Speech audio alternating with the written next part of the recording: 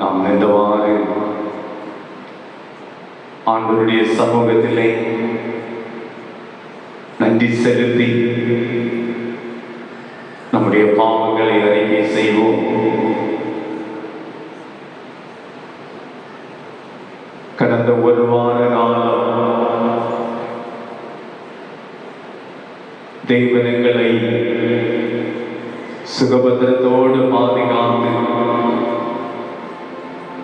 இந்த நாளிலே இடத்தில் அழைத்து வந்ததற்காக நன்றி. எத்தனையோ நன்மைகள், அனுகிரகங்கள், ஆசீர்வாதங்கள் தந்து தேவனுடைய நாமத்தை மேன்மைப்படுத்துவதற்குரிய கிருபைகளை கொடுத்ததற்காக நன்றி செலுத்துகிறேன்.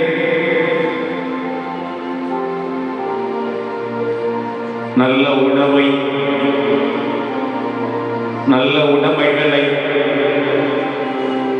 நல்ல இருப்பிடத்தை ஆண்டவர் எங்களுக்கு கொடுத்ததற்காக நன்றி. எங்களுடைய பிரயாணங்களை பாதுகாத்ததற்காக நன்றி. எங்களுடைய வாழ்வில் நன்மைகளை தந்தி விசுவாசத்தை தந்ததற்காக நன்றி செலுத்துகிறேன். தகவலே, எத்தனையோ இக்கட்டான சூழ்நிலைகள், எத்தனையோ பாடுபட்ட சூழ்நிலைகள், மனவேதனையோடு இருந்த நேரங்கள் ஆண்டவர் எங்களை தாங்கியதற்காக நன்றி செலுத்துகிறேன். என்னுடைய ஆவிக்குரிய வாழ்வை, என்னுடைய பரிசுத்த வாழ்வை மேம்படுத்துவதற்கு ஆண்டவர் தந்த நல்ல கிருபைகளுக்காக நன்றி. நான் இந்த ஆலயத்திலே சாட்சியோடு, முழு மனதோடு, பயபக்தியோடு ஆண்டவர் எனக்கு செய்த நன்மைகளுக்காக நன்றி என்று சொல்லி ஆண்டவரை மேன்மைப்படுத்தக்கூடிய கிருபைகளை கொடுத்தீரே, அதற்காக ஸ்தோத்திரம். தகப்பனே, ஒருவேளை எனக்கு கிடைக்க வேண்டிய ஆசீர்வாதம் என்னுடைய பாவங்கள் நிமித்தம் தடைபட்டிருந்தால் ஒரு விசையாய் மன்னியும். என்னுடைய பெருமையான பேச்சு, என்னுடைய நற்பெருமை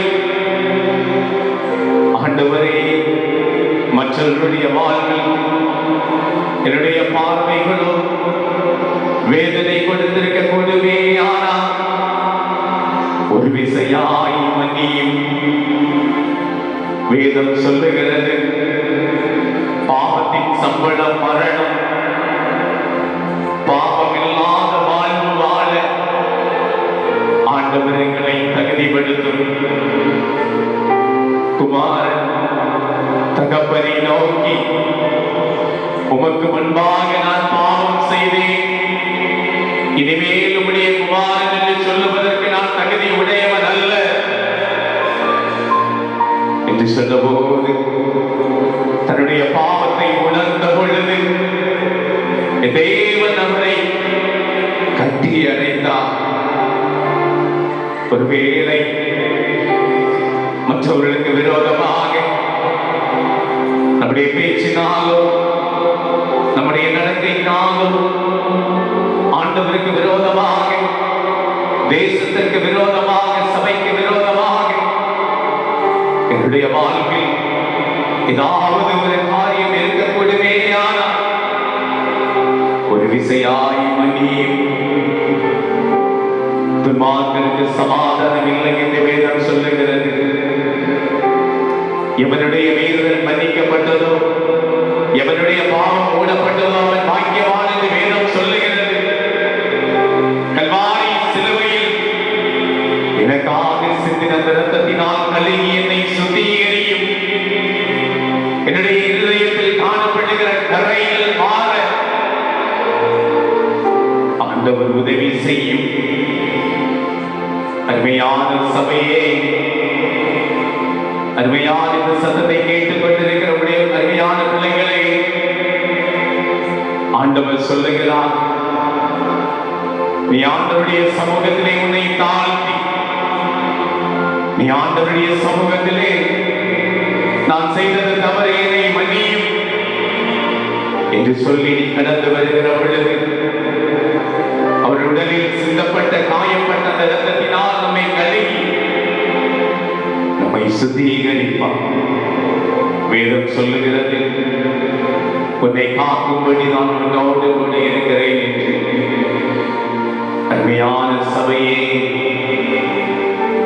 நாம் ஒப்புரவாக வேண்டும். முழங்கால் படியிட்டு மௌனமாக நம்முடைய பாவங்களை அறிக்கை செய்வோமா?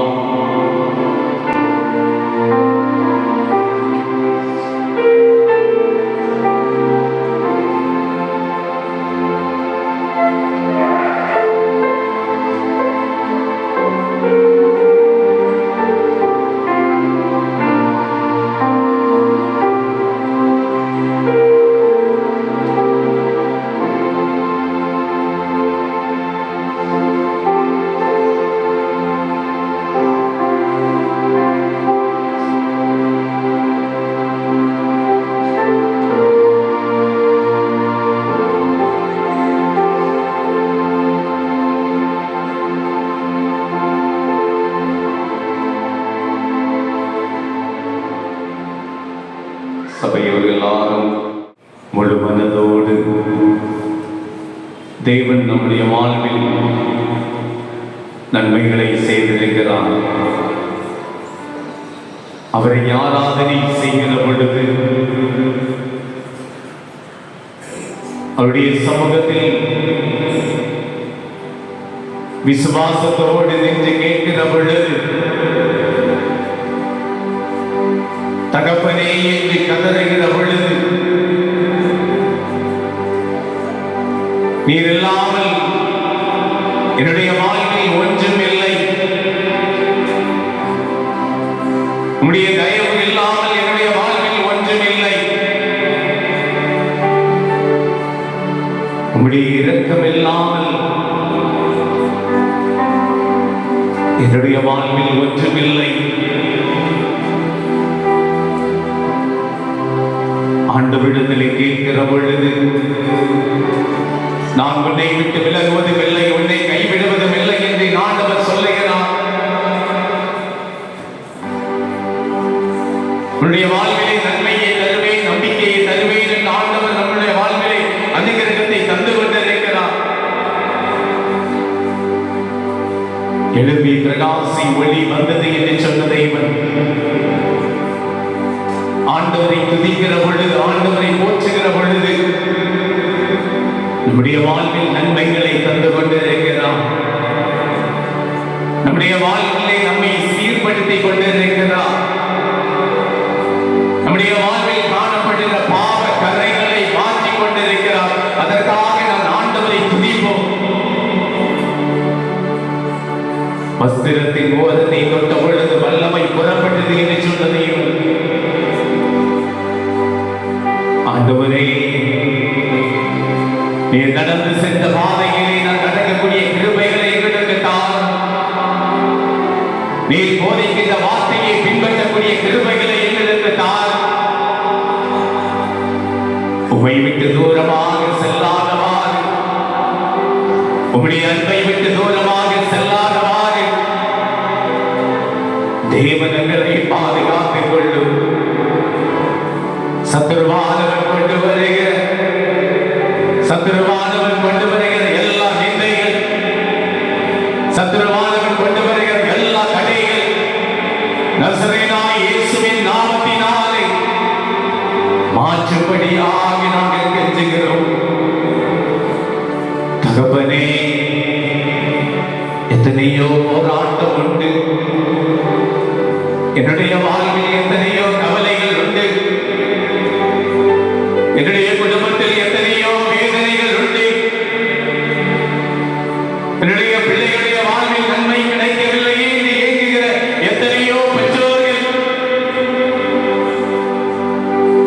ஆண்டவரை நோக்கி பார்க்கிற பொழுது, ஆண்டவருடைய சமூகத்திலே பிரசன்னத்தை ஏறெடுக்கிற பொழுது, பச்சாத நீருற்றை போல உன்னுடைய வாழ்விலே மேன்மையை தருவார். ஆண்டவருடைய இருதயத்தை கேட்கிறார். என்னுடைய இருதயம் ஆண்டவருக்கு சொந்தம் என்று சொல்லுகிற பொழுது, என்னுடைய இருதயம் ஆண்டவர் வாசம் செய்கிற இடம் என்று ஒப்புரவாகிற பொழுது, அதற்குரிய நன்மைகளை தருகிறவராக, அதற்குரிய நம்பிக்கைகளை தருகிறவராக இருக்கிறார். ஆண்டவரை நோக்கி கேட்போமா? எந்த கண்மலையானவரை, என்னை காக்கும் தெய்வம் நீர் என்ற பாடலை நாம் கரங்களை தட்டி எல்லாரும் உற்சாகத்தோடு பாடுவோமா? எந்த கண்மலையானவரே, என்னை காக்கும் தெய்வம் நீரே, எந்த கண்மலையானவரே, என்னை காக்கும் தெய்வம் நீரே, வல்லமை மாட்சிமை நிறைந்தவரே, மகிமைக்கு பாத்திரரே,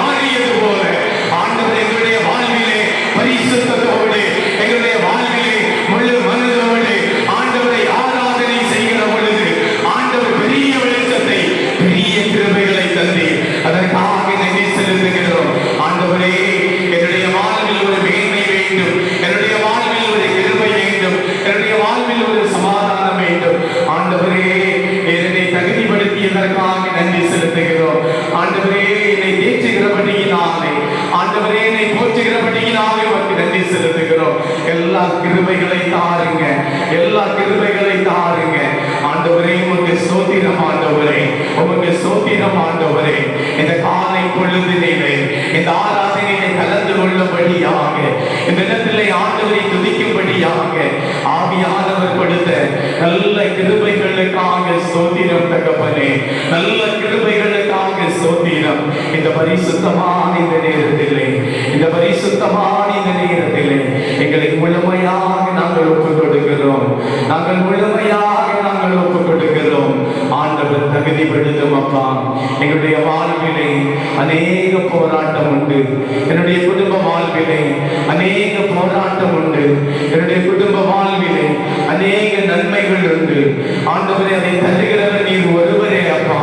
அந்த நன்மைகளை நாங்கள் சுதந்திரித்துக் கொள்ள, அந்த நன்மைகளை நாங்கள் பெற்றுக் கொள்ள எங்களை தகுதிப்படுத்தும். மன சோர்வுகள் உண்டு தகப்பனே, மன இன்னல்கள் உண்டு தகப்பனே. அவற்றிலிருந்து ஒரு விடுதலை தாரும், அவற்றிலிருந்து ஒரு மேன்மை தாரும், அவற்றிலிருந்து ஒரு நம்பிக்கை தாரும். நான் படிப்படியாக ஆண்டவருடைய பாதத்திலே நான் ஏறி வர வேண்டும். ஒரு ஏணியை போல நான் உயரத்தில் அடைந்து கொள்வதற்கு ஆண்டவரை தகுதிப்படுத்தும் அப்பா. நான் ஒருவேளை ஏழையாக இருக்கலாம், ஒருவேளை பொருளாதாரத்தில் பின்தங்கி இருக்கலாம். என் ஆண்டவருடைய சமூகத்திலே ஆண்டவரே என்று நீ அழைக்கிற பொழுது உன்னுடைய வாழ்வில் ஒரு பெரிய மேன்மையை தருவார். உன்னுடைய வாழ்விலே நீ சத்தியம் உள்ளவனாக, நீதி உள்ளவனாக, உண்மையாக துதிக்கிறவனாக காணப்படுகிற பொழுது ஒரு தாய் தேற்றுவது போல என் ஆண்டவர் உங்களை தேற்றுவார். ஆண்டவரை நோக்கி பாடுவோமா?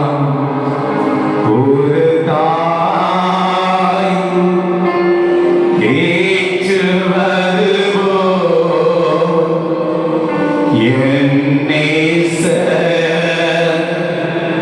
தேற்றுவார்.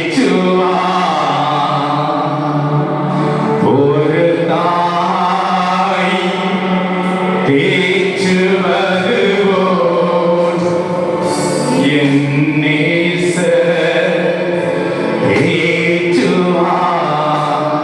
மார்போடே அழைப்பாரே, மனக்கவலை தீர்ப்பாரே. மார்போடே அழைப்பாரே, மனக்கவலை தீர்ப்பாரே. ஒரு தாய் தேற்றுவது போல் என் நேசர் தேற்றுவார். அல்லேலூயா, அல்லேலூயா, அல்லேலூயா, அல்லேலூயா, அல்லேலூயா,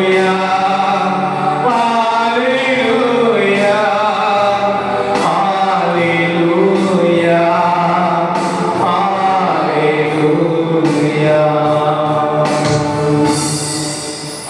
நல்ல தகப்பனே, இந்த பரிசுத்தமான ஆராதனை பொழுதிலே நாங்கள் ஒன்று சேர்ந்து ஜெபித்த பொழுது ஆண்டவர் எங்களோடு இடைப்பட்டு என்னுடைய வாழ்வில் ஒரு பெரிய மாற்றத்தை தந்தீர். என்னுடைய இருதயத்தின் பாரம் வேதனையை மாற்றினீர். என் தேவனுக்கும் எனக்கும் ஒரு உறவை தந்தீர். நான் ஆண்டவருடைய பிள்ளை, நான் ஆண்டவருடைய பிள்ளை. ஆலயத்திற்காக ஸ்தோத்திரம். ஆண்டவரே, இந்த இடத்தில் விசுவாசத்தோடு ஜெபிக்கிற பிள்ளைகளுடைய வாழ்விலே நன்மைகளை ஆண்டவர் கொடுக்கும்படியாக ஜெபிக்கிறேன். அநேக திருச்சபை பிள்ளைகள் ஆண்டவருடைய நாமத்தை மேன்மைப்படுத்துகின்ற தருணங்கள் உண்டு. ஆவியானவர் அவர்களை தேற்றும். குழந்தைகள் முதல் பெரியவர்கள் வரை ஆண்டவர் ஒவ்வொருவரை பொறுப்பெடுத்துக் கொள்ளும். வயோதிப தாய் தந்தைமாரை கண்மணி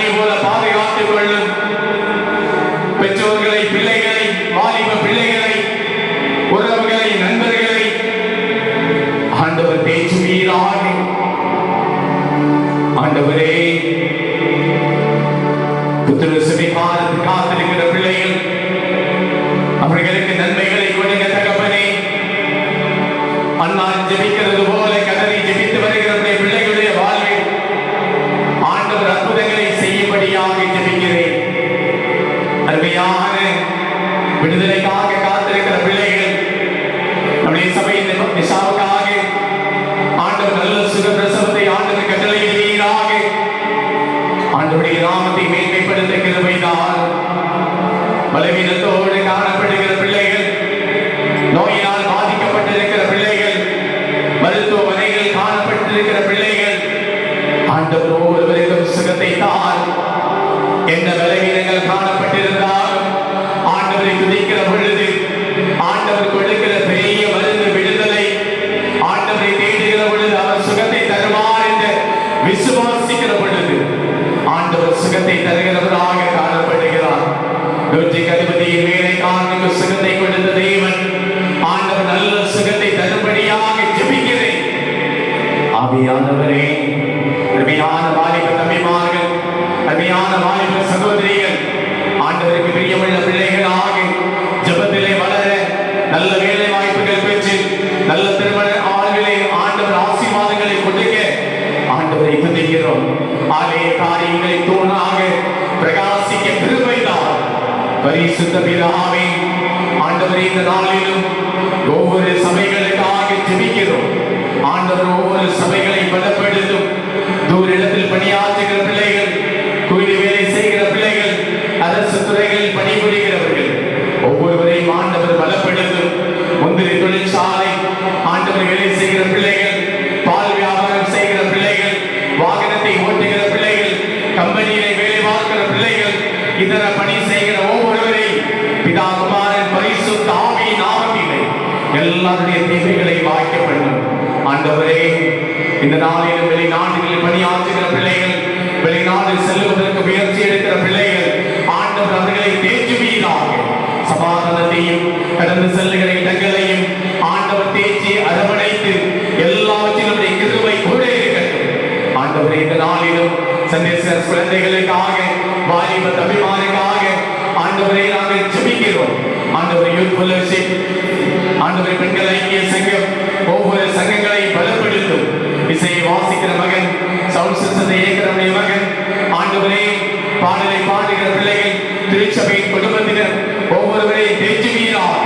அனைத்து ஊழியர்களை ஆசீர்வதியும். ஐஎம்எம் ஊழியர்கள், கிராம ஊழியர்கள், திருச்சபை ஊழியர்கள், கன்வென்ஷன் ஊழியர்கள், எந்த இடத்திலெல்லாம் மிஷனரி ஊழியர்கள் நடைபெறுகிறதோ அந்த இடத்திலெல்லாம் நல்ல பலன்கள் கிடைக்க ஆண்டவர் தகுதிப்படுத்துவீராக. எந்த இடத்தில் விதைக்கப்படுகிறதோ நல்ல பலன்களை ஆண்டவர் தருவீராக.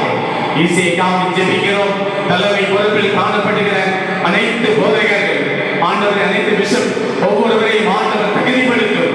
இதே தினத்திலே எங்களுடைய சபையில் கடந்து வந்திருக்கின்ற அருமையான ஆண்டவர் பாஸ்கரையாவுக்காக ஜெபிக்கிறேன்.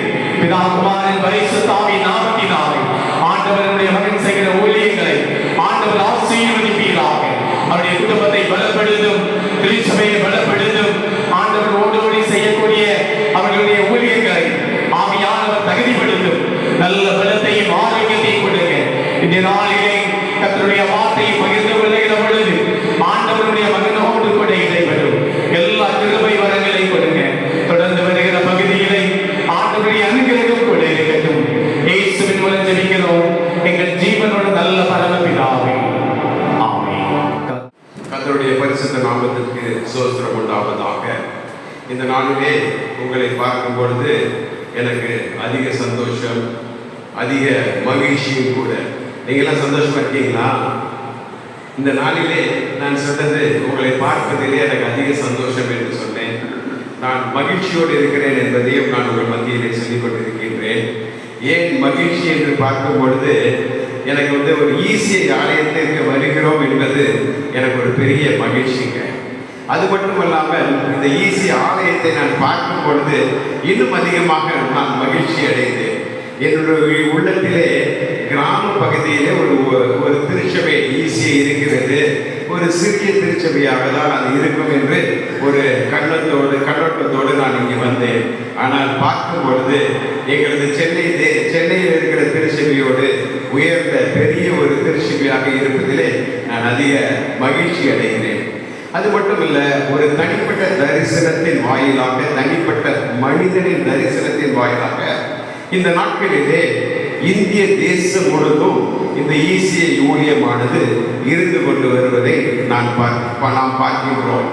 நம்மளுடைய ஊழியம் மட்டுமே ஒரு 21 மாநிலங்களில் இந்த நாட்களிலே நடைபெற்று வருகிறதை நீங்கள் தெரிந்து கொள்ள வேண்டும். நீங்கள் இந்திய தேசத்தில் எங்கு சென்றாலும் ECI திருச்சபையானது காணப்படும். நமக்கு இப்போ 10,000க்கும் அதிகமான திருச்சபைகள் நமக்கு இருந்து கொண்டு வருகிறதை நான் உங்கள் மத்தியிலே சொல்லிக்கொள்ள விரும்புகின்றேன். அது மட்டுமல்லாமல் 1 கோடி ஆத்துமாக்கள் நமக்கு இருக்கிறாங்க. ECI ஊழியத்துக்கு என்று 1 கோடி ஆத்துமாக்கள் இந்த நாட்களிலே இருந்து இந்த ஊழியத்தை செய்து கொண்டு வருவதை பார்க்கின்றோம். நீங்களும் அதிலே ஒருவராக இருந்து கொண்டிருப்பதிலே நான் அதிக மகிழ்ச்சி அடைகின்றேன். அது மட்டுமல்லாமல் இந்த நேரத்திலே உங்களது திருச்சபையை பற்றி நான் இதில் உட்கார்ந்திருக்கும் பொழுது பார்த்ததிலே ஒரு சில காரியங்களை நான் உங்களிடம் சொல்லவில்லை என்றால் அது மிக ஆகாது என்ற ஒரே காரணத்தினாலே நான் உங்கள் மத்தியிலே நான் சொல்லிக்கொள்ள விரும்புகிறேன். அது என்னவென்று பார்த்தால், நல்ல ஒரு திருச்சபையை உங்களுக்கு தேவன் கொடுத்திருக்கிறார். அது மட்டுமல்லாமல் நல்ல ஒரு போதகரை உங்களுக்கு கொடுத்திருக்கிறாங்க. நல்ல ஒரு போதகர் இந்த நாட்களிலே நல்ல போதகர் கிடைப்பது ஒரு பெரிய கஷ்டம். அதனால நல்ல ஒரு போதகரை கொடுத்திருக்கிறாங்க. நல்ல ஒரு கொயர் டீம், நல்ல அருமையாக பாடக்கூடியவர்களை உங்களுக்கு ஆண்டவர் தந்திருக்கிறாங்க. இந்த திருச்சபையிலே நம்ம பார்க்கும் பொழுது நல்ல ஒரு பாடகர்கள் குழுவை உங்களுக்கு ஆண்டவர் தந்திருக்கிறாங்க. அது மட்டுமல்லாமல் நல்ல வேத வாசிக்கக்கூடியவர்களை தந்திருக்கிறாங்க. வேத வாசிப்பை நான் அநேக இடங்களுக்கு சென்றிருக்கிறேன். அநேக பிள்ளைகள் அதிலே வருவதை நான் பார்த்திருக்கின்றேன். அது ஆண்களாக இருந்தாலும் சரி, பெண்களாக இருந்தாலும் சரி, அந்த பிள்ளைகள் இல்லாமல் அவர்கள் வாசிக்கிறதை பார்க்கும் பொழுது எனக்கு ஒரு பெரிய அதிக சந்தோஷம். இந்த சபையில் நான் உட்கார்ந்து கொண்டிருக்கும் பொழுது உங்களுடைய நிறைய மெடல்ஸ்லாம் வாங்கியிருக்கிறீங்க. அதையெல்லாம் நான் பார்த்து ரசித்து கொண்டு இருந்தேன். எல்லா இதிலுமே நீங்கள் பங்கு பெற்றிருக்கிறீர்கள் என்பதை நான் பார்க்கின்றேன். அது மட்டும் இல்லாமல் எல்லாத்தையும் நீங்கள் ப்ரைஸ் வாங்கியிருக்கிறீங்க. அதாவது சில்ட்ரன்ஸ் மினிஸ்ட்ரியில் ப்ரைஸ் வாங்கியிருக்கிறீங்க, அப்புறம் விமென்ஸ் இதில் ப்ரைஸ் வாங்கியிருக்கிறீங்க. எல்லாருடைய இதுவும் அதில் இருக்கிறதை நான் பார்க்கும் பொழுது எனக்கு அதிக சந்தோஷமாக இருந்தது. அநேக திருச்சபையின் விசுவாச மக்களாகிய நீங்கள் ஒவ்வொருவரும் நீங்கள் வந்திருப்பதிலே அதிக சந்தோஷம்தான். இந்த நாட்களிலே ஒரு சிலரால் வர முடியாத காரணத்தினாலே, ஏதோ ஒரு காரணத்தினால சொகுவிடத்திலோ விதவிடத்திலோ இருந்திருக்கலாம். அவர்களையும் உங்களையும் கர்த்தர் அதிகமாக ஆசீர்வதிப்பார் என்பதிலே நான் சொல்லிக்கொள்ள விரும்புகிறேன். இந்த புல்பீட்டுக்கு பார்த்தீங்களா, இது ஒரு பெரிய ஆசீர்வதிக்கப்பட்ட ஒரு புல்பீட்டாக காணப்படுகிறதை நான் உணர்கிறேன். இதிலிருந்து ஏறெடுக்கிற எல்லா ஜெபமும் கண்டிப்பாக நம் தேவன் கேட்டுக்கொண்டு இருக்கிறார். உங்களுக்கு எல்லாத்துக்கும் ஒரு பதில் கொடுக்கிற தேவனாய் இருக்கிறபடினால் அவருக்கு நாம் அதிகமாக நாம் நன்றி செலுத்துகிறோம். இது சும்மா சாதாரண ஒரு இது இல்லை. சில இடத்துல போனால் பேச்சே வராதுங்க. நம்ம பேசணும்னு ஏதாவது நினைச்சிட்டு வரோம். மனக்குழப்பங்கள் அதிகமாக உருவாகி கொண்டிருப்பதை நாம் பார்ப்போம். ஆனால் இந்த பலிபீடத்திலிருந்து ஏறெடுக்கும் ஜெபமானது உங்கள் அனைவருக்கும் அது சேரும். உங்களுடைய போதகர் நல்ல ஒரு ஜெப வீரராக இருந்து ஒவ்வொருவருக்காகவும் ஒவ்வொரு காரியங்களுக்காகவும் ஜெபித்துக் கொண்டிருக்கிறதை நான் பார்க்கிறேன். எனக்காகவும் அவர்கள் அதிகமாக ஜெபித்தார்கள். நானும் ECI திருச்சபையை சார்ந்தவன் தான். நான் உங்களுக்கு புதியவன் அல்ல. ECI திருச்சபையிலே என்னுடைய தகப்பனார் 1965 ஒரு உறுப்பினர்களாக சேர்ந்தார்கள். கர்த்தர் அவர்களையும் எடுத்து இந்த ஊழியத்தினை பயன்படுத்திய வாயிலாக எங்களுடைய சந்ததியானது ஒரு ஆசீர்வதிக்கப்பட்ட சந்ததியாக காணப்பட்டு வருகிறதை நான் உங்களுக்கு ஒரு சாட்சியாக சொல்லிக்கொள்ள விரும்புகின்றேன். என்னுடைய தகப்பனார் 55ஆம் ஆண்டு திருமணம் நடைபெற்று, அதற்கு இலங்கையில் திருமணம் நடைபெற்று சென்னை தேசத்திற்கு வந்தாங்க. வந்திருக்கிறது அவங்க செக்ரட்டேரியட் தலைமைச் செயலகத்திலே அவர்கள் பணிபுரிந்தார்கள். பரீட்சை நிமித்தமாக எழுதி அவங்களுக்கு டெல்லி செக்ரட்டேரியட்ல அப்பாயின்மெண்ட் ஆச்சு. ஆனால் ஒரே ஒரு காரணம், இங்கே அந்த ECI திருச்சபையிலே நாம் ரங்கத்தினராக இருந்து கொண்டு வருகிறோம் என்ற ஒரு காரணத்திற்காக நாம் கடந்து செல்ல தேவையில்லை என்று அதே இடத்துல நாங்கள் இன்னும் இருந்து கொண்டு இருக்கிறோம். 65ஆம் ஆண்டு முதல் அதே வீட்டில், என்னுடைய தகப்பனார் வீட்டில் தான் நானும் இன்று இருந்து கொண்டு இருக்கிறேன். என்னுடைய தகப்பனார் 1997ஆம் ஆண்டு இதே நாள் மார்ச் 14ஆம் தேதி கர்த்தருக்குள் நித்திரை அடைந்தார்கள்.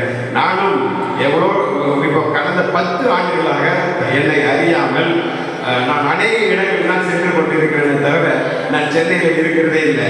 எங்கள் அம்மாட்ட காலத்தில் நான் சொல்லிட்டு தான் வருவேன். அந்த அளவுக்கு என்னுடைய தாயார் என்னுடைய இந்த வார்த்தைகளுக்காக அதிகமாக ஜெபித்து கொண்டிருக்கிற குடும்பமாக நாங்கள் இருந்து வருகிறோம்.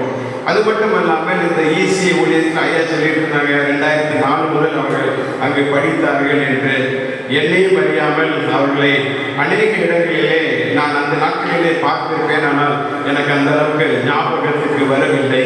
இருந்தாலும் இந்த நாளிலே இந்த இடத்திலே தேவன் அவர்களை அதிகமாக எடுத்து பயன்படுத்தி வருகிறால் நான் அதிக சந்தோஷப்படுகிறேன். இந்த பணிப்பிடத்திலிருந்து நான் சொல்லும் ஒரே ஒரு காரியம், உங்கள் துக்கம் சந்தோஷமாக மாறுங்க. ஒரு நாளும் நீங்கள் துக்கத்தில் இராதபடி உங்களுடைய துக்கம் அனைத்தும் சந்தோஷமாக மாறும் என்பதை நான் சொல்லிக் கொள்கிறேன். இந்த நாளிலே உங்களுக்கு நாம் லெந்து காலமாக இருக்கிறபடினால் நான் உள்ள சில லெந்து கால செய்திகளை நான் உங்களுக்காக நான் சுமந்து வந்திருக்கின்றேன். அதே போல் நான் ஐஎம்எம் ஊழியத்தில் இருக்கிறபடினால் ஐஎம்எம்ஐ பற்றி ஒரு சில காரியங்களை மட்டும் நான் சொல்லிவிட்டு கடந்து செல்ல விரும்புகிறேன். இந்த நாட்களிலே ஐஎம்எம் அப்படின்னாலே அது ஒரு ஊழியம், இந்தியன் மிஷினரி மூவ்மெண்ட். நமக்கு வெளிநாட்டிலிருந்து எங்கேயிருந்து பணம் வர்றது இல்லைங்க. நீங்க கொடுக்குற ஒவ்வொருத்தையும் சேமித்து இந்த பணத்தின் வாயிலாக இருட்டிலே வாழும் ஜனங்களை வெளிச்சத்துக்கு நாம் கொண்டு வந்து கொண்டிருக்கின்றோம். விசேஷமாக 21 மாநிலங்களிலே இந்த ஊழியமானது நடைபெற்று வருகிறது. முடியுமானால் நீங்களும் எங்களோடு இணைந்து இந்த ஊழியத்துக்கு வரும்படியாக உங்களை அழைக்கின்றேன். நீங்க இந்த ஊழியத்துக்கு வாங்க, இந்த ஊழியத்தை பாருங்க, இந்த ஊழியம் எப்படி நடக்கிறதுன்றது பாருங்க. மற்றவங்க சொல்றது எதுவுமே நீங்க கேட்க வேண்டாம். நீங்க ஒரு போதகர்கிட்ட சொன்னீங்கன்னா நாங்க ஒரு சிறிய செலவிலே உங்களை அழைத்து வர்றதுக்கு இருக்கிறோம். நீங்க எந்த நாடுகளுக்கு சென்றாலும் அந்த அளவுக்கு உங்களுக்கு ஆசீர்வாதம் இருக்காது. ஆனால் நீங்கள் ஜார்க்கண்ட் மாநிலத்துக்கோ குஜராத் மாநிலத்துக்கோ 21 மாநிலம் எங்கே சென்றாலும் நம்மளுடைய ஊழியமானது சிறப்பாக நடைபெற்று வருகிறது. அது மட்டும் இல்லைங்க, கிராமங்களில் அதாவது மலை தேசங்களே இந்த நாட்களிலே 300க்கும் மேற்பட்ட திருச்சபைகளை நீங்க எல்லாரும் சேர்த்து தான் கட்டி கொடுக்குறீங்க. நீங்க கொடுக்குற காணிக்கையின் வாயிலாக தான் அந்த சபையானது கட்டப்பட்டு வருகின்றது. இந்த சபை கட்டுவதற்கென்று நாம் 4 லட்சம் ரூபாய் பணம் வைத்திருக்கிறோம். உங்களுடைய சபையிலே குழுக்களாக நீங்கள் இணைந்து அந்த சபைக்காக சபை கட்ட வேண்டும் என்று ஜெபிக்கும் பொழுது உங்களுடைய திருச்சபையின் வாயிலாகவும் ஒரு சபை அங்கு கட்டப்படுங்க. 4 லட்சம்ன்றது நீங்க கொஞ்சம் ஒரு இன்ஸ்டால்மெண்ட்ல கூட கொடுக்கலாம். ஒரு 3 மாசத்துக்கு ஒரு தடவை ஒரு 25,000 கொடுத்தாலும் 2 வருஷத்துக்கு நீங்க என்ன பண்ணிடுறீங்க, 4 லட்சத்தை நம்ம ஒரு முயற்சி எடுக்கும் பொழுதுதான் நமக்கு அது வெற்றி கிடைக்குங்க. நீங்க அதனால அதுக்கு ஒரு முயற்சி எடுங்க. அதே போல நீங்கள் ஒரு சிறு சேமிப்பாக சேர்த்து ஒரு பிள்ளைகளை தாங்க முடியுமானால் அதை தாங்குங்க. அது மட்டும் அல்லாமல் ஒருவேளை நீங்கள் ஒரு மிஷினரியை தாங்க முடியுமானால் அவர்களுக்கு ஒரு 4,000 ரூபாய் கொடுத்து மிஷினரிகளை தாங்குங்கள். அது மட்டுமல்ல, இன்னும் நம்ம பெண்களுக்கு தையல் பயிற்சிகளை கற்றுக் கொடுக்கணுங்க. அந்த பெண்கள் எப்படி இருந்தாங்கன்னா 12 வயசிலேயே அவர்களுக்கு திருமணத்தை முடித்து விடுவார்கள். கடைசியில் அவர்கள் மரணம்னு பார்த்தீங்கன்னா 40 வயசுல பிள்ளைகள்லாம் மறித்தவர்களாக காணப்பட்டார்கள். அந்த நாட்களிலே நமது மிஷினரிகள் அங்கு சென்றிருக்கும் பொழுது இவர்கள் எப்படியாவது நம்ம வெளிச்சத்துக்கு கொண்டு வரணும் என்ற நோக்கத்தோடு அவர்களுக்கு ஒரு 15 வயசு வரைக்கும் ஆன உடனே அவர்களுக்கு ஒரு தையல் பயிற்சியை கொடுக்க தொடங்கினாங்க. தையல் பயிற்சியை கொடுக்கச்சில அது ஒரு 3 ஆண்டு தையல் பயிற்சியாக கொடுத்து அதற்கு கிட்டத்தட்ட ஒரு 60,000 ரூபாய் நமது ஐஎம்எம் ஆனது செலவழிக்க உட்பட்டார்கள். அந்த 60,000 ரூபாயை செலவழித்து அவர்கள் 3 வருஷம் கடந்து வைக்கலாம். அவங்க ஒரு மெச்சூரிட்டி அடைவார்கள். அதை அடையச்சில அவங்களுக்கு சொந்த ஞானம் இருக்கும். அதன் வாயிலாக அவர்கள் சொந்தமாக தங்களுடைய எண்ணங்களை வெளிப்படுத்த முடியும் என்ற ஒரு நோக்கத்துக்காக தான் அந்த ஒரு 3 வருஷத்தை நம்ம அவங்களுக்கு தள்ளி விட்டு அவங்க நோக்கத்தை எடுத்து அவர்களை சம்பாதிக்க வைக்கின்றார். ஒரு ஒரு மிஷின் போட்டு அவங்க கிராமத்தில் போய் அவங்க இருந்து அவங்க என்ன பண்ணுறாங்க, சில பொருள்களை தைத்து அங்கே பெரிய எக்ஸ்பெண்டிச்சர் இன்றைக்கி நமக்கு ஒரு நாளைக்கு வருமானம் ஒரு ஆளுக்கு 200 ரூபாய் 300 ரூபாய் கிடைச்சாதான் இங்கே கட்டுப்படி ஆகும். அங்கே அப்படி கிடையாது. அநேக பொருள்கள் மிக குறைந்த விலையிலே அவர்களுக்கு கிடைக்கும். நல்ல பூமியை தேவன் அவர்களுக்கு கொடுத்திருக்கிறார், நல்ல விவசாயத்தை கொடுத்திருக்கிறார், நல்ல பயிர் வகைகளை கொடுத்திருக்கிறார். அதனால் அவங்க தோட்டத்திலே அது வளரும். ஆதிவாசிகளுக்காக கவர்மெண்ட் வந்து பெரிய இடங்களை கொடுத்திருக்கிறாங்க. அதன் வாயிலாக அவர்களுக்கு சிறு தொகை கிடைத்தாலே பெரிய ஒரு இன்கமாக அது இருந்து கொண்டிருக்கிறபடினாலே அவர்களையும் வாழ வைக்க வேண்டும் என்று நம்மளுடைய மிஷினரிகள் அதற்குரிய ஆயுதங்கள் எல்லாவற்றையும் பண்ணி இருக்கிறதை நாம் பார்க்கிறோம். அதனால நீங்க அதே போல பள்ளிக்கூடங்கள் 5 பள்ளிக்கூடங்களை அங்கு 6 பள்ளிக்கூடங்கள் அங்கு நடைபெற்று வருகின்றன. 1600 பிள்ளைகளுக்கு தத்தெடுத்து அவர்களுக்கு இலவசமாக படிப்பு சொல்லி கொடுத்து அவங்களை அந்த ஹாஸ்டல்லே வைத்து நல்ல ஹாஸ்டலை கட்டியிருக்கிறாங்க.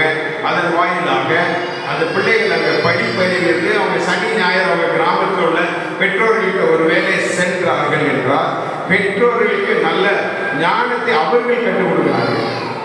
பெற்றோர்கிட்ட சொல்றாங்க, நீங்க கை கழுவி தான் சாப்பிடணும், இந்த மாதிரி தான் சாப்பிடணும், இப்படிதான் இருக்கணும், குடி பழக்கத்திற்கு அடிமைப்பட்டு இருக்கக்கூடாது, போதை வஸ்துகளுக்கு அடிமைப்பட்டு கொண்டு இருக்கக்கூடாது என்று சொல்லிக் கொண்டிருக்கிறார்கள்.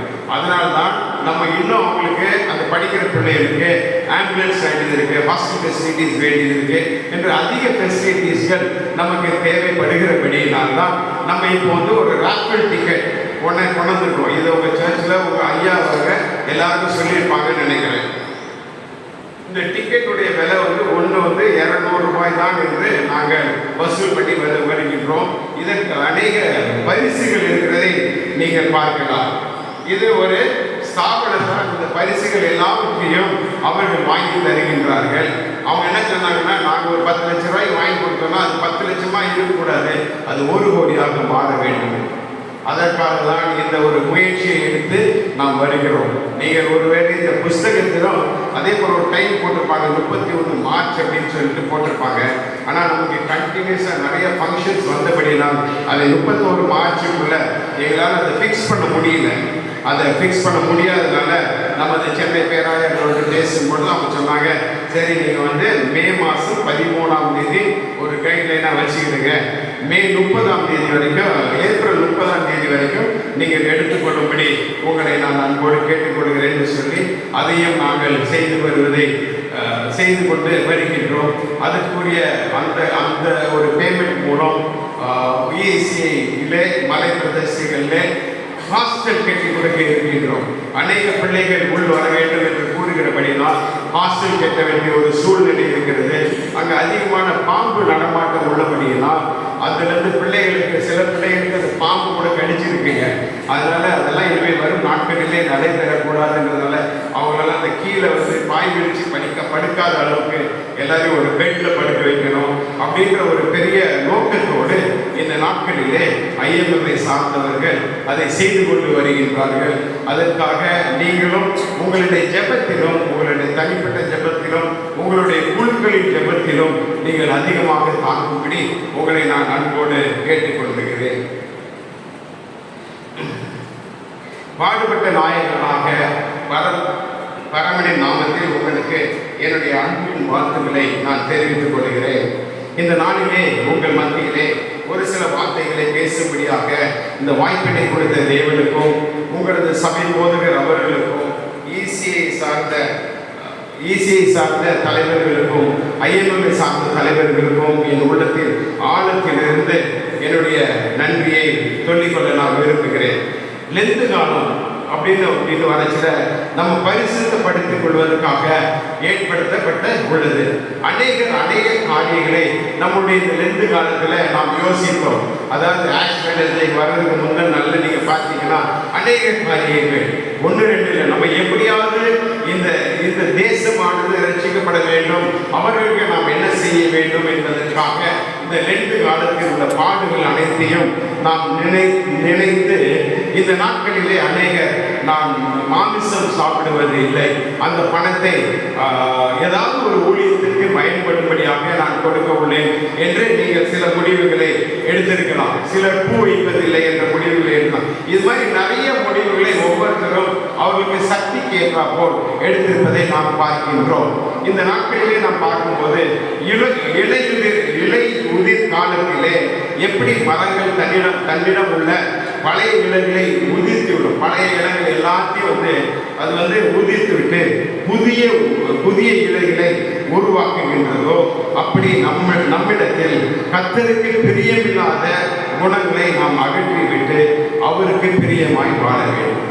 இந்த நாட்களிலே, இனி வரும் நாட்களிலும் சரி, நம்முடைய கர்த்தருக்கு பிரியமான வாழ்க்கையை தான் நாம் வாழ வேண்டும். அவருக்கு பிரியமில்லாத காரியங்கள் எல்லாவற்றையும் நாம் விட்டு வாழும் பொழுது கர்த்தர் நமக்கு அநேக ஆசீர்வாதங்களை நமக்கு அவர் கொண்டு வருவார்கள்.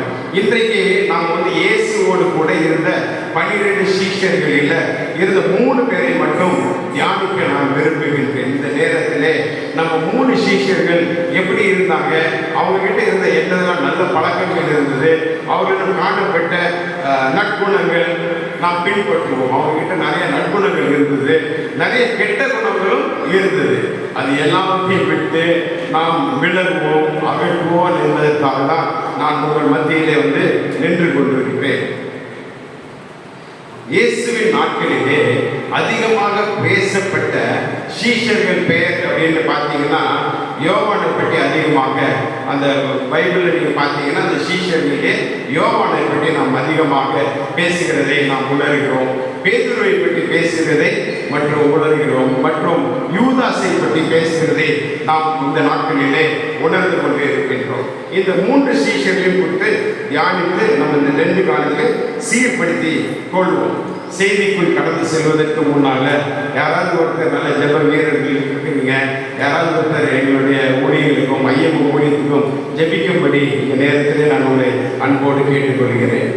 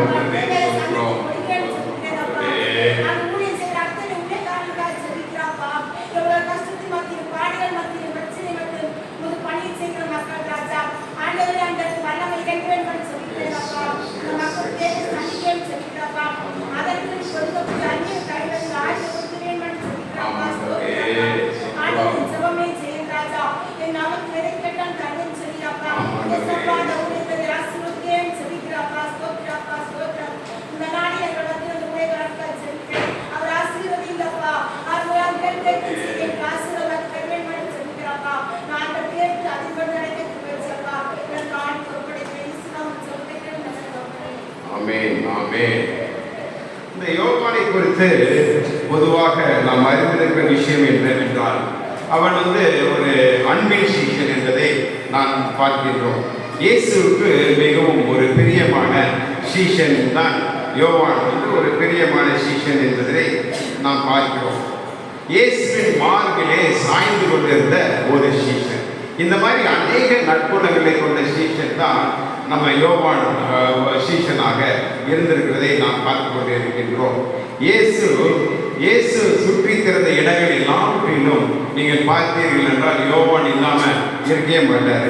அவரை பொறுத்தது வரைக்கும் பேதுருவின் மாமியை ஜுரத்திலிருந்து சுகம் கொடுக்கும் பொழுது அவர் அங்கே தான் இருந்தார். இயேசு எருவியின் மகனை உயிரோடு எழுப்பும் பொழுதும் அவர் இருக்கிறாரு. மறுரூபம் அடைந்த போது கூட இருந்தார். யோவான் கடைசியாக இயேசுவின் தாயை தன்னுடைய தாயாக ஏற்றுக்கொண்டார் என்றெல்லாம் நமக்கு ஒரு வேதத்திலிருந்து தெரிந்த ஒரு விஷயம்தான். இந்த யோவானை போல் நாமும் அன்பாய் இருக்க கற்றுக்கொள்ள வேண்டும். இந்த நாட்களிலே அன்பானது அதிகமாக குறைந்து கொண்டு வருவதை நாம் பார்க்கிறோம். எல்லாருடைய இல்லத்திற்கும் இப்பொழுது எல்லாரும் வருவது இல்லை. நீங்கள்லாம் பார்த்தீங்கன்னா உங்களுடைய ஊரில் இருந்து நம்ம ஒரு ஒரு ஒரு சின்ன ஒரு ஹாலிடே கிடைச்சா கூட யாராவது வீட்டுக்கு போயிடுவோம். அந்த அளவுக்கு அன்பு நம்மள்கிட்ட இருந்தது. இப்போ வரவேற்கிற இடத்துலையும் அன்பு இல்லை, போகிறவர்களிடத்திலும் அன்பு இல்லை. நம்ம ஒரு நாளும் அந்த அன்பானது கனிந்து போகாதவனும் நாம் பார்த்து கொள்ள வேண்டும். அதே போல நீங்க பார்த்தீங்கன்னா நமக்கு இந்த அன்பு இருக்குது பார்த்தீங்களா, சில டைம் பிரச்சனைகளை கொண்டு வருவதாக நாம் நினைக்கிறோம். அவங்ககிட்ட நம்ம அன்போடு போவோம், ஆனால் அவங்களுடைய வரவேற்பு சரியாக இருக்காது. அதனால அவங்ககிட்ட நமக்கு ஒரு சண்டை வந்துடக்கூடாதுன்ற பயத்தினாலே நாம் இருக்கிறோம். நம்ம கடைசி நாட்களில் வாழ்ந்து கொண்டு இருக்கிறோம் என்றபடியினால் வேதம் சொல்லுகிறது. 1 யோவான் 4:20 பார்க்கின்றோம். கடைசி நாட்களில் அன்பு கழிந்து போகும் என்று. அது மட்டுமல்ல, தான் கண்ட சகோதரனிடத்தில் அன்பு கூறாமல் இருக்கிறவன் தான் காணாத தேவனிடத்தில் எப்படி அன்பு கூறுவான்? அடுத்தபடியாக அன்பிற்கென்று ஒரு முழு அதிகாரத்தை பவுல் எழுதுகிறார்.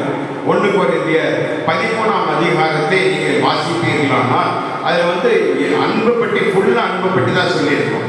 1 கொரிந்தியர் 13ஆம் அதிகாரம் நாம் வாசிக்கும் பொழுது அது முழுமையாக நமக்கு ஒரு அன்பை பற்றி தான் அதில் இருக்கிறதை நாம் பார்க்கிறோம். ஒருவேளை நாம் யாரிடமாவது கசந்து கொண்டு அவர்களால் வெறுக்கிறவர்களாய் இருந்தால் இந்த லெந்து காலத்தில் அவர்களிடத்தில் அன்பு கூறுவோம்.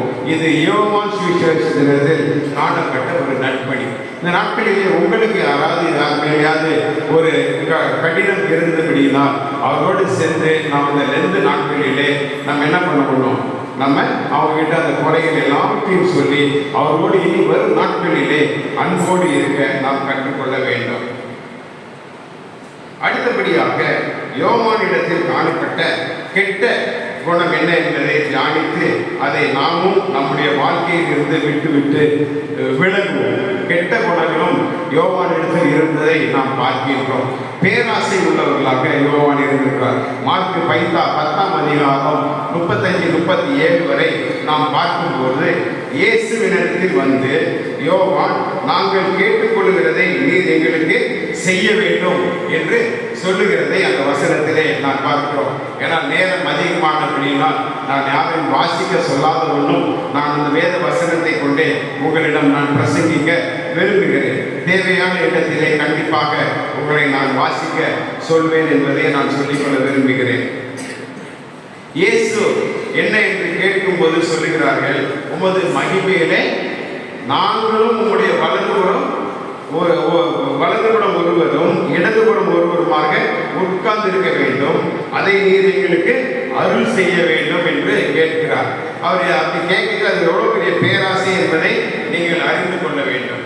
அது இயேசு என் விருப்பம் இல்லை, பிதாவுடையதான் என்று சொல்லுகிறதை வேதம் திட்டமும் தெளிவாக நமக்கு சொல்லுகிறது. நம்முடைய வாழ்க்கையிலே எந்த விதமான பேராசையிலும் இருக்கக்கூடாது. இன்றைக்கு நமக்கு பேராசைகள் அதிகமாக இருக்கின்றதை நாம் பார்க்கிறோம். என்னுடைய குடும்பத்தில் உள்ளவர்களுக்கு எல்லாம் முன்னுரிமை கொடுக்கப்பட வேண்டும் என்று நாம் சொல்லிக்கொண்டு இருக்கின்றோம். ஒரு திருமண இல்லங்களுக்கு நாம் சென்றால் அந்த இடத்துல நமக்கு ஒரு முன்னுரிமை வேண்டும் என்று நாம் சொல்லிக்கின்றோம். அந்த மாதிரி பேராசை நம்முடைய வாழ்க்கையில் இருக்குமானால் அந்த குணத்தை நம்ம விட்டுவிட கத்திரிடத்துல நம்ம கேட்கணும். இந்த மாதிரி பேராசை இந்த நாட்களிலே உலகம் முழுவதும் இருக்கும் ஒரு காரியம் தான் இந்த மாதிரி ஒரு பேராசை. இரண்டாவது நீங்க பார்த்தீங்கன்னா தேவையில்லாத ஒரு பெருமை இருந்து கொண்டு வருவதை நாம் பார்க்கின்றோம். யோவானிடத்திலும் அந்த மாதிரி பெருமை இருந்திருக்கிறதை நாம் பார்க்கிறோம். வேதத்திலே நீங்கள் பார்க்கும்போது லூக்கா எழுதின அதிகாரம் 9ஆம் அதிகாரம் 49-50 நீங்கள் பார்த்தீர்கள் என்றால் அதுலேயும் அதே போல தான் அவர் யோவானிடத்தில் இருந்த பெருமையை நீங்கள் பார்க்கலாம்.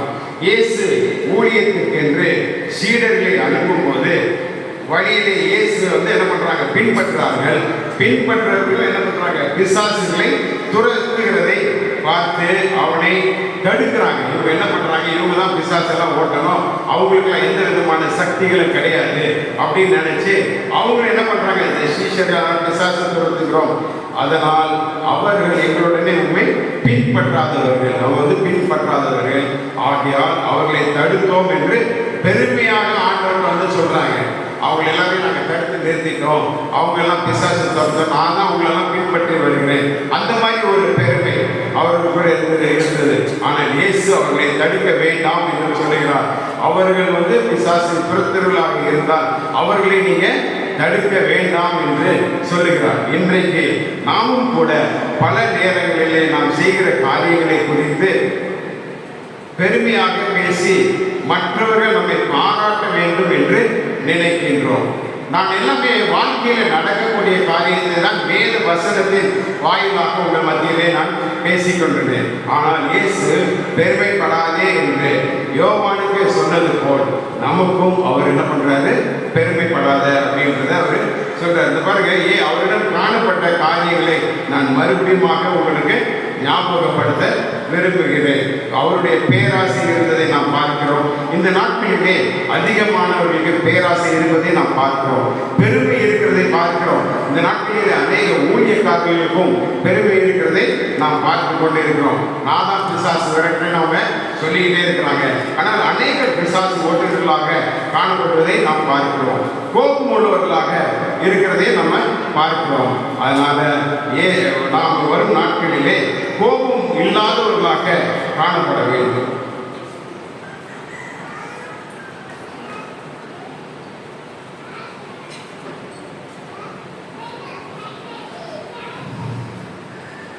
நான் ஏற்கனவே உங்களுக்கு சொன்னது மாதிரி நம்முடைய வாழ்க்கையிலே ஒருவேளை கோபம் இருக்குமே ஆனால் அந்த கோபத்தை நாம் விட்டுவிட ஆயத்தமாக இருக்க வேண்டும்.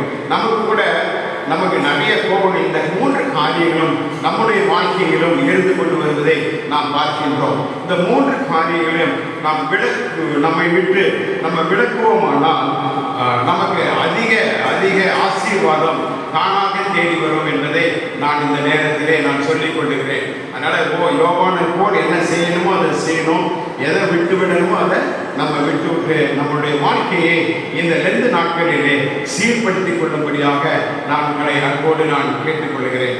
இரண்டாவதாக நாம் தியானித்திருப்பது பேதுருவை பற்றி நான் பேசி இருக்கின்றேன்.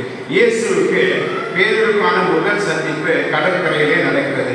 பேதுரு இரவு முழுவதும் பிரயாசப்பட்டு ஒரு மீனும் கிடைக்காமல் அவர் ரொம்ப சோகத்தோடு அந்த மீன் வலைகளை அலசி கொண்டிருப்பதை வேதத்திலே நாம் பார்க்கின்றோம். அதுக்கப்புறம் பார்த்தீங்கன்னா தேவன் அவர் அங்கு இயேசுவானவர் அங்கு அவர் அந்த இடத்துல அந்த படகுல உட்கார்ந்து அவர் அந்த ஊழியத்தை அனைவருக்கு ஊழிய வசனங்களை சொல்லி பிரசங்கி கொண்டிருப்பதை நாம் பார்க்கின்றோம். அதற்கு பின்னாக பேதுரு சொல்றாரு, நீ போட்டை எடு, ஆழமாக உள்ள போ அப்படின்னு சொல்லுவதை நாம் வேத வசனங்கள் நீங்கள் அனைவரும் அறிந்த ஒரு காரியம் தான்.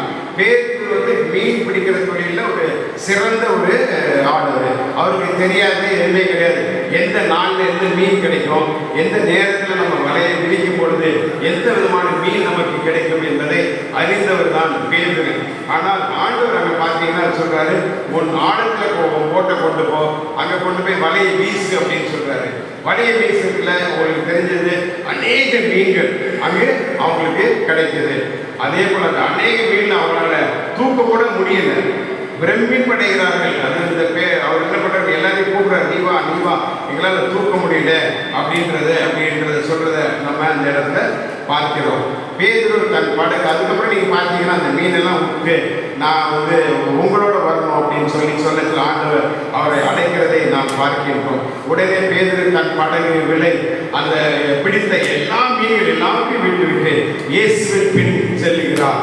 பேதுரு என்ன பண்றாரு, எல்லாம் சொத்து எல்லாத்தையும் விட்டுறாரு. அவர்கிட்ட இருந்து அதான இருந்திருக்கும், வலை இருந்திருக்கும், படகு இருந்திருக்கும், எல்லாம் இருந்திருக்கும். அதை எல்லாவற்றையும் விட்டு அவர் இயேசு பின்னாலே செல்வதை நாம் பார்க்கின்றோம்.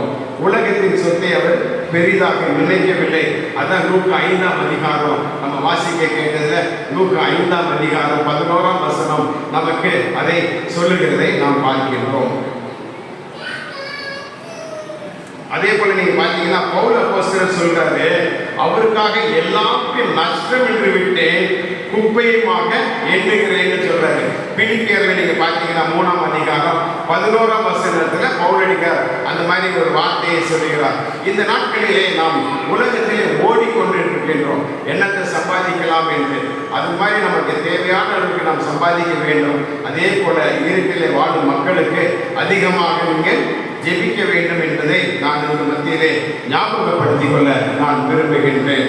மூன்றாவதாக மன்னிக்கும் குணம் அவருக்கு அதிகமாக இருந்தது. பேதுரு இயேசுவின் இடத்தில் என் சகோதரன் எனக்கு விரோதமாக குற்றம் செய்து என்னிடத்தில் மன்னிப்பு கேட்டால் நான் 7 தரம் மட்டும் மன்னித்தால் போதுமா என்று கேட்கிறான்.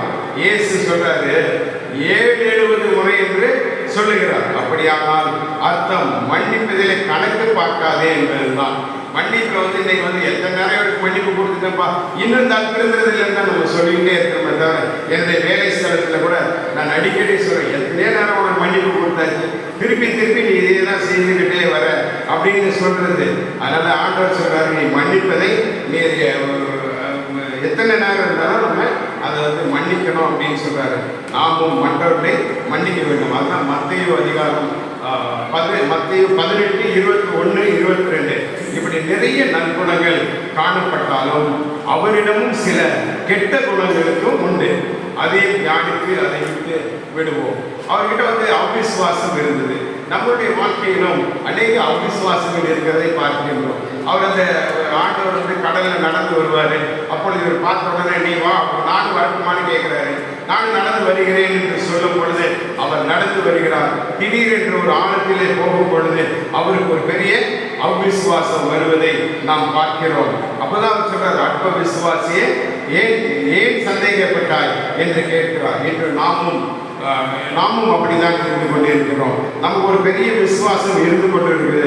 பிறகு நம்முடைய விசுவாசம் சந்தோஷமாக மாறி அவிசுவாசம் வந்து விடுகிறது. நல்ல ஒரு விசுவாசத்தோட நம்மளுடைய காரியங்கள் எல்லாவற்றையும் செய்து விடுவோம் என்று சொல்லிக் கொண்டிருப்போம். அதுக்கப்புறம் பார்த்தீங்கன்னா அவிசுவாசம் பண்ணுது. நாங்கள் ஜார்க்கண்ட் மாநிலங்களுக்கு அநேகர் வருவது உண்டு. அங்கே அந்த ஊழியத்தின் பாதையில் இருக்கும்போது அவங்க சொல்லுவாங்க, ஜார்க்கண்ட்லேயே நம்ம இருந்துடலாம் போலியே, அந்த அளவுக்கு ஒரு சந்தோஷம் இருக்கிறது, நல்ல ஒரு மகிழ்ச்சி இருக்கிறது என்று சொல்லுவார்கள். ஒரு பெரிய விசுவாசத்தின் அடிப்படையில் அநேகரை எங்கள் போய் சந்தித்து சபைகளில் இந்த ஊழியத்தை நடப்பதை பற்றி அவர்களிடம் நாம் சொல்ல வேண்டும் என்று எல்லாத்தையும் கூறிவிட்டு வருவார்கள்.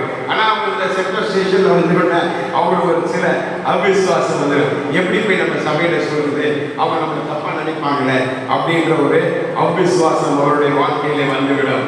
அதே போல அடுத்தது நீங்க பார்த்தீங்கன்னா அவருக்கு ஓவர் கான்பிடன்ஸ் என்பதை நாம் பார்க்கிறோம். இயேசு தன்னுடைய மரணத்திற்கு முன்பாக சீஷர்கள் இடத்தில் பேசும்போது, இன்று இரவு நீங்கள் எல்லாரும் என் நிமித்தம் இடர்கள் என்று சொல்லுகிறார். அப்பொழுது பேதுரு, எல்லாரும் உமது நிமித்தம் இடர்கள் அடைந்தாலும் நான் ஒரு நாளும் இடர்கள் அடைய மாட்டேன், உமக்காக மறிக்கவும் தயார் என்று சொல்லுகிறார். பெயர் பட்டியலில் தான் சீஷர்களுடைய பெயர் பட்டியல் என்றால் மத்திய அதிகாரம் 10ஆம் அதிகாரத்தில் இருக்கு, மார்க் 3ஆம் அதிகாரம், லூக்கா 6ஆம் அதிகாரம் வரை இதை நாம் பார்க்கும் பொழுது மத்தேயு மார்க்குவில் காட்டி கொடுத்த யூதாஸ் என்று லூக்காவில் துரோகியான யூதாஸ் என்று போடப்பட்டிருக்கிறதுங்க. அவங்க எல்லாத்துலேயுமே அவரை பற்றி பேசல, ஆனால் துரோகியான யூதாஸ் தான் லூக்கா அந்த புஸ்தகத்தை டாக்டர் லூக் அவர்கள் எழுதும் பொழுது துரோகியான யூதாஸ் என்று எழுதுவதை நாம் பார்க்கிறோம். இவரிடம் காணப்பட்ட நல்ல குணங்கள், நீங்க நினைச்சிட்டு இருக்கீங்க யூதாஸ் காட்டி கொடுக்கிறதானே அப்படின்னு சொல்லிட்டு, ஆனால் அவனிடம் ஒரு சில நல்ல காரியங்கள் இருந்ததை நாம் பார்க்கிறோம். 3.5 ஆண்டுகள் ஊழியத்தில் வந்த காணிக்கையெல்லாம் இருக்கும் பார்த்தீங்களா, இயேசுவானவர் அங்கே தெரிந்து வரும் பொழுது அவங்களுக்கும் ஒரு காணிக்கை வந்தது. அப்போ ஒரு ட்ரெஷரர்னு ஒன்று இருந்தார்னா அது யூதாஸ் தான் அதில் ஒரு ட்ரெஷரராக இருந்து கொண்டு அவர்கள் அந்த காணிக்கைகளை இவரிடம் தான் கொடுத்து வைத்திருந்தார்கள். அதுவும் வேத வசனத்தின் அடிப்படையில் தான் நான் உங்களுக்கு சொல்லிக் கொண்டிருக்கிறேன். யோவான் 12:6 நீங்கள் பார்க்கும் பொழுது அதில் திட்டமும் தெளிவுமாக அதில் சொல்லப்பட்டிருக்கிறதை நீங்கள் பார்க்கலாம். சீடருக்கு தேவையானவர்களை வாங்குவது, தரித்திரருக்கு உதவி செய்வது போன்ற பொறுப்புகளை செய்தார். இந்த நாட்களிலே ஐஎம்எம்ல உங்கள்கிட்ட வாங்குற காணிக்கை ஒரு சிலர் சொல்லுவாங்க, இது மாதிரி நீங்கள் தப்பாக யூஸ் பண்ணுறீங்க அப்படின்னு. ஆனால் ஒரு நாளும் ஒருபோதும் இந்த காணிக்கையானது தப்பாக செலவழிக்கப்படலைங்க. தரித்திரர்களுக்கும் தேவையுள்ள மனிதர்களுக்கும் கொடுத்து இயேசுவை அறியாத பிள்ளைகள் இயேசுவை அறிய வேண்டும். அவர்கள் சகைதியில் கிடக்கிறாங்க, சாக்கடையில் கிடக்கிறாங்க. அவர்களெல்லாம் நம்ம எடுத்து அவர்களுக்கு நல்ல ஆலோசனை கொடுத்து கிறிஸ்துவுக்களாக நாம் கொண்டு வந்து கொண்டிருப்பதை நீங்கள் உணர வேண்டும். அதனால மறுபடியும் நான் சொல்ல விரும்புகிறது என்னன்னா, அந்த ஐயமும் ஊழியத்திற்காக நீங்கள் அதிகமாக பிரயாசப்படுங்க, அதிகமாக சொல்லுங்கள். எப்பவுமே நீங்கள் நம்முடைய வாழ்க்கையில நம்மளுடைய பிள்ளைகளுக்கு சொல்லிக் கொடுக்க வேண்டிய ஒரு காரியத்தை நான் நினைவுகூட்ட விரும்புகிறேன். வாழ் தெரியாத ஒருத்தரிடம் ஒரு 15 நிமிஷம் பேசணுங்க. முகம் தெரியாத ஒருவரிடம் நமக்கு பழக்கமே இல்லை, புதுசா வராதுனாலும் அவர்களிடம் 15 நிமிஷம் நம்ம பேசக்கூடிய தகுதி நம்மளுடைய வாழ்க்கையில் இருக்க வேண்டும். இப்போ நீங்க பார்த்தீங்கன்னா, நம்ம ஒரு ட்ரெயின்ல ஏறினா எங்க போறீங்க, ஏது போறீங்க எல்லாத்தையும் நம்ம கேட்போம். இப்போ ட்ரெயின்ல ஏறினா அதுக்குரிய கேள்விகளே இல்லை. 6 பேர் 8 பேர் இருக்கிற இடத்துல ஆளுக்கு ஒரு மொபைல் வச்சுக்கிட்டு அதே தான் பார்த்துக்கிட்டு அவங்க சிரிச்சுக்கிட்டு இருக்கிறாங்களே தவிர எதுவுமே இன்னொருத்தர்கிட்ட மூஞ்சி கொடுத்து பேசக்கூடிய வாய்ப்பு இல்லாதவர்களாக காணப்படுகிறார்கள். அதனால உங்களுடைய வாழ்க்கையிலும் நீங்கள் எங்கேயாவது போனீங்கன்னா உங்க போதையிலிருந்து கேட்டு ஐயங்கள் பற்றி நான் என்ன சொல்ல வேண்டும், இயேசுவை அறியாத மக்களுக்கு நாம் எப்படி கொடுக்க வேண்டும் என்பதை நீங்கள் சிந்திக்கிறவர்களாக காணப்பட வேண்டும் என்பதுதான் எங்களுடைய ஐயமும் விருப்பமாக இருந்து கொண்டது. கெட்ட குணம்னு நீங்க அவர்கிட்ட பார்த்தீங்கன்னா கடைசியில் பண ஆசை உள்ளவராக மாறுவதை நாம் பார்க்கின்றோம். அதாவது பொறுப்பை சரிவரதான் செய்தவனுக்கு அந்த பொறுப்பை தவறு செய்வதற்கு காரணமாயிற்று என்பதை நாம் 1 தீமோத்தேயு 6ஆம் அதிகாரம் 10ஆம் வசனத்திலே நாம் வாசிக்கலாம். பொறுப்போடு இருந்த ஒரு மனிதன் அநேக நல்ல காரியங்களை செய்து கொண்டிருந்த மனிதன் தான் ஆண்டவரே பண ஆசைப்பட்டிருக்கிறான் என்பதை நாம் பார்க்கிறோம். பண ஆசை எல்லா தீமைக்கும் வேறாய் இருக்கின்றது. சிலர் அதை இச்சித்து விசுவாசத்தை விட்டு வலுவி அநேக வேதனைகளால் தங்களை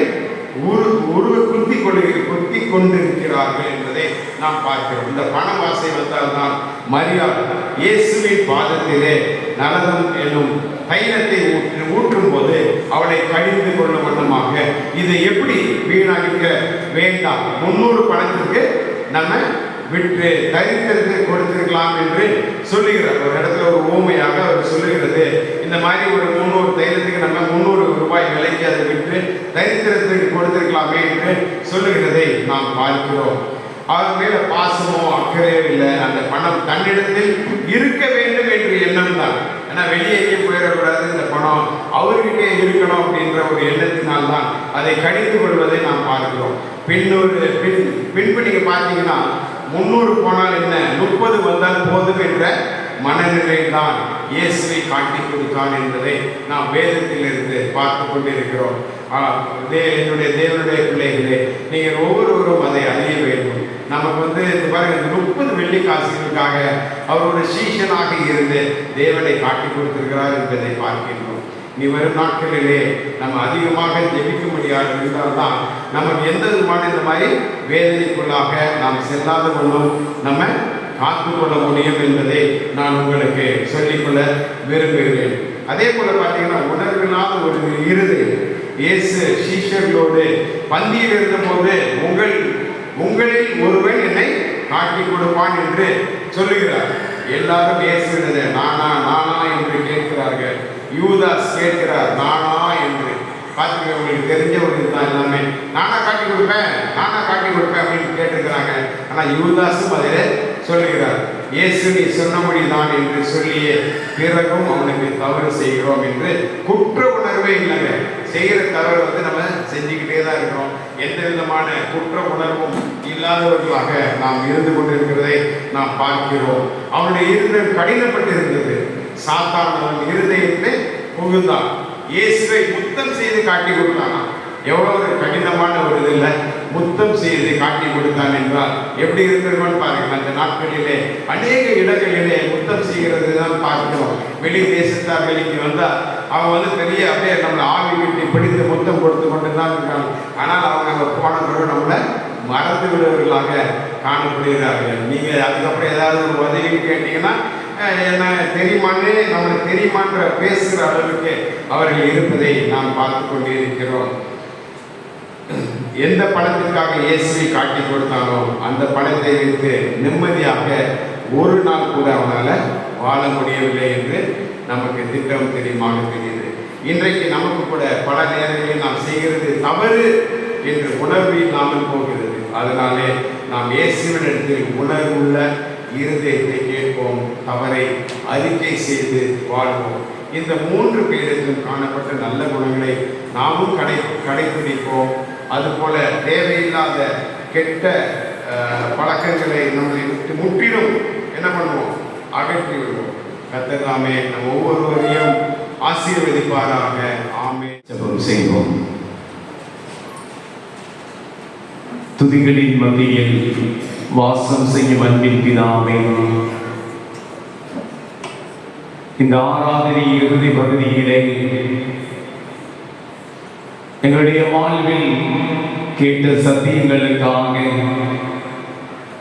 இந்த 2 நாட்களில் நாம் எதை பின்பற்ற வேண்டும், எப்படிப்பட்ட காரியங்களை ஏற்றுக்கொள்ள வேண்டும், விட்டுவிட வேண்டும், நம்முடைய வாழ்வை சீர்படுத்திக் கொள்ளும்படியாக, துளிர்விடும்படியாக ஆண்டவர் தகுதிப்படுத்தி இருக்கிறார்.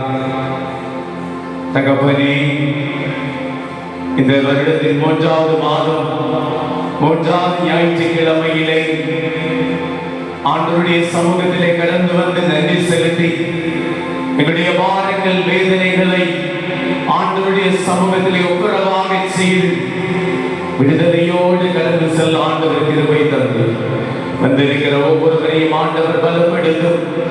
ஒவ்வொருடைய வாழ்விலும் நன்மையை நன்மையான ஐயாவுக்காக ஜெபிக்கிறேன். ஆண்டவர் நல்ல தாளந்துகளை ஆண்டவர் கொடுப்பீராக. ஒவ்வொரு நாளும் பிரயாணப்பட்டு கடந்து செல்லுகிற பகுதியிலும் ஆண்டவருடைய அனுகிரகம் கூட இருக்கட்டும். சகல தடைகள் மாறட்டும். எந்த பகுதியிலே கடந்து சென்றாலும் ஆண்டவருக்காக ஏதாவது செய்து கொள்ள ஆண்டவர் நல்ல ஞானத்தையும் ஆரோக்கியத்தையும் கிருபைகளையும் ஆண்டவர் கொடுத்தருள வேண்டும் என்று ஜெபிக்கிறோம். தொடர்ந்து ஈசிய சாமனங்களுக்காக ஆண்டவரை நாங்கள் ஜெபிக்கிறோம். அநேக திருச்சபைகள் எழும்பும்படியாக, அநேக ஆத்துமாக்களை உருவாக்க ஆவியானவர்கள் ஒவ்வொருவரையும் தகுதிப்படுத்தும். குற்றங்கள், குறைகள், பாவங்கள் எல்லாத்தையும் மன்னியும். மறுபடியும் நாங்கள் ஆலயத்திலே வந்து ஆண்டவரை துதிக்கத்தக்கதான கிருபைகளை தாரும். நாங்கள் இல்லங்களுக்காக கடந்து செல்கிறோம். ஆண்டவருடைய அனுகிரகம் கூட இருக்கட்டும். இயேசுவின் மூலம் ஜெபிக்கிறோம் எங்கள் ஜீவனோட நல்ல பரமபிதாவே.